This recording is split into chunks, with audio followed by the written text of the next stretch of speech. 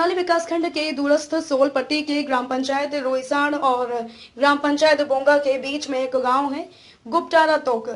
कुपवाड़ा में हुए surgical strike के दौरान अदम्य साहस और वीरता के शौर्य चक्र से नवाजे गए सुरेंद्र सिंह फसवाण इसी गांव के रहने वाले हैं। सेना में सूबेदार के पद पर कार्यरत शौर्य चक्र विजेता के गांव के लिए मोटर सड़क आज भी सपना है, जबकि गांव के समीप नदी पर पुलिया की व्यवस्था भी नहीं है।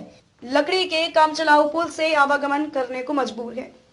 यहाँ के क्षेत्र पंचायत सदस्य दिगंबर देवराड़ी बताते हैं कि बरसात के दिनों में ग्रामीणों का देश दुनिया से संपर्क कट जाता है। ग्रामीणों ने बताया कि 5 साल पहले बनाई गई पुलिया बाढ़ की भेंट चढ़ गई।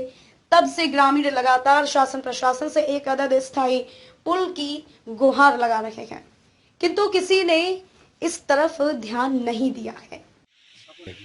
जी, यहाँ पर जो ग्राम सभा रुईसाण से रास्ता जो आम एक नाप रास्ता जिसे कहते हैं वो जाता हमारा बुंगा, बुरसोल, रसगांव, टोलपुरी 5-6 गांवों को जोड़ने का एक मुख्य मार्ग है और बीच में है गुप्टारा नामक एक तोक है। वहाँ हमारे शौर्य चक्र विजेता जी का घर भी है। तो वहाँ पे हमने देखा हम तो यहीं के वासिंदे हैं, हमेशा आते जाते हैं। तो लकड़ी के पुल से आज तक ही वहाँ पे काम चला हुआ है। शासन प्रशासन को 1-2 बार दिया गया है, पूर्व जनप्रतिनिधियों के द्वारा ज्ञापन दिए गए हैं, पुल की मांग की गई है, लेकिन कुल मिलाकर के क्या है, शासन प्रशासन की अनदेखियां बहुत ज्यादा है, अधिकतर पहाड़ी क्षेत्रों में। तो आज भी वहाँ पे इतने गांव के लोग आवागमन करते हैं तो कोई व्यवस्था वहाँ पे आने जाने की है नहीं। 2 लकड़ी के डंडों में काम चलता है।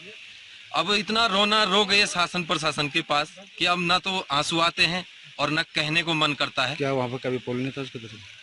एक बार एक छोटा सा पुल बना था, गदेरा लगभग 10 मीटर चौड़ा तो गदेरा है, पुल 5 मीटर की आई हुई थी, तो वो भी एक बरसात को नहीं झेल पाई। तुरंत एक ही बरसात में पुल बह गया।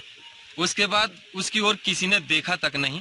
बाकी देखो, अब शासन प्रशासन की आंखें खुलेगी तो काम होना चाहिए और ये समस्या का निदान होना चाहिए। एक रास्ता सिर्फ है जोड़ने का। सभी जनप्रतिनिधि भी इसके लिए पत्राचार करेंगे और यहाँ तक कि इन जो स्लाइड आज के अतिवृष्टि में हो रहे हैं उसका भी वहाँ पे भी बहुत ज्यादा प्रभाव है। तो पत्राचार भी इस प्रकार से करना पड़ेगा। छोटे मोटी पुलियों से तो वहाँ पे काम चलेगा नहीं। ऐसा है कि वहाँ पे कोई बड़ा ही पुल चाहिए होगा हमें। धन्यवाद। हकीकत यह है कि यहाँ क्षेत्र के लोगों की परेशानियों को शासन प्रशासन स्तर पर कभी सुलझाने की कोशिश ही नहीं की गई।